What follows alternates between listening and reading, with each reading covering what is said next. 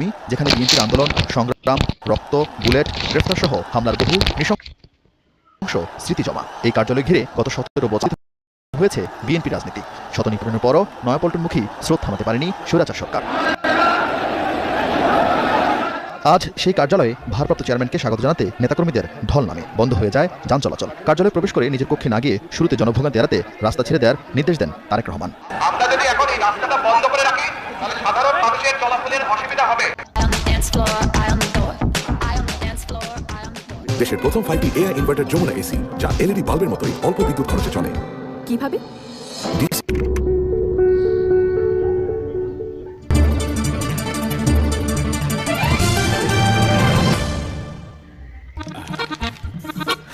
হলে সরাসরি আবারও আপনার মাধ্যমে আমরা সেটি দর্শকদের জানানোর চেষ্টা করব। বাংলাদেশ থেকে কোনো অপরাধী বা সন্ত্রাসী যেন সীমান্ত পাড়ি দিয়ে যেতে না পারে, সে লক্ষ্যে বিজিবিকে কঠোর নজরদারির আহ্বান জানিয়েছেন স্বরাষ্ট্র উপদেষ্টা জাহাঙ্গীর আলম চৌধুরী। বিজিবি দিবস উপলক্ষে সকালে পদক প্রদান অনুষ্ঠানে আহ্বান জানান উপদেষ্টা। সীমান্ত দিয়ে কোনো মাদক প্রবেশ করবে না। স্পর্শকাতর এলাকাগুলোতে অতিরিক্ত সতর্কতা আনয়ন করতে হবে। এই নির্বাচন যেন কার্টিলেজ ব্রেকডাউন হওয়ার কারণে অনিয়ন্ত্রিত খাদ্যাভ্যাস এক ধরনের প্রদাহ বা ব্যথা সৃষ্টি হয়, সংক্ষেপে অস্টিওআর্থ্রাইটিস বলতে পারি। আপনাদের স্বাস্থ্য বিষয়ক নানান প্রশ্ন আর সেসবের তাৎক্ষণিক সমাধান নিয়ে আমাদের এই আয়োজন ডক্টরস অন কল, রবি থেকে মঙ্গলবার দুপুর 3টা 30 মিনিটে।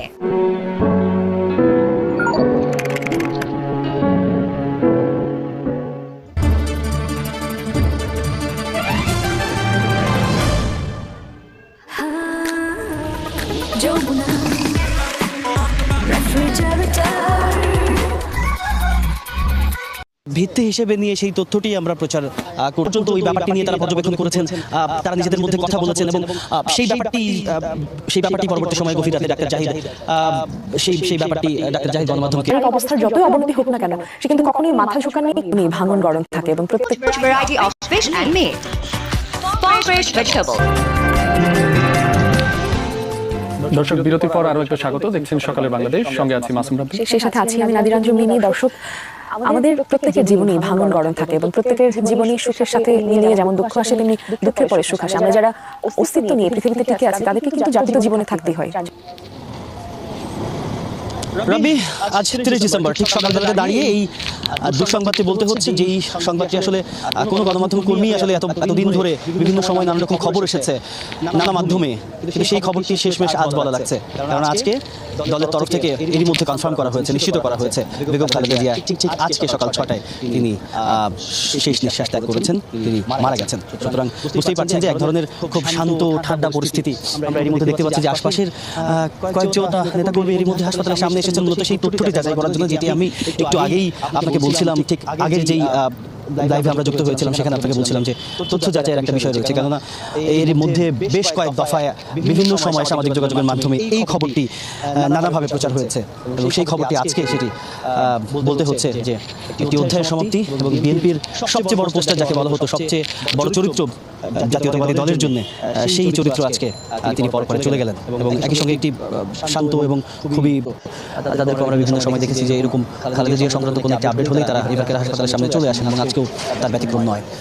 এই সকালবেলা, শীতের সকাল, চলছে ব্রিফিং, আমরা সরাসরি যাচ্ছি ব্রিফিং এ।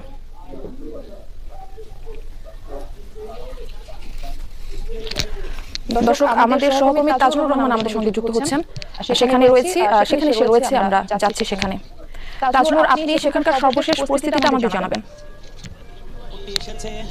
সেই খবরটি সকালবেলা থেকে আমরা জানাচ্ছি যে দুঃসংবাদ, সেটি সেই শারীরিক সক্ষমতা, নিজের সেই শক্তি দিয়ে আসলে বারবার যেন স্রষ্টার দোয়ায় প্রার্থনায় সাধারণের ফিরে আসছিলেন। বিএনপি চেয়ারপারসন বেগম খালেদা জিয়ার চিকিৎসার জন্য 2018 সালের পরে যখন তিনি কারাবন্দী হয়ে 2 বছর কারাভোগের পর তিনি যখন কারামুক্ত হন, তারপর উন্নত চিকিৎসার জন্য তাকে বারবার বিদেশে নেওয়ার দাবি উঠছিল পরিবারের পক্ষ থেকে, কিন্তু সেই দাবি উপেক্ষিত হয়েছিল কথিত সরকার দ্বারা।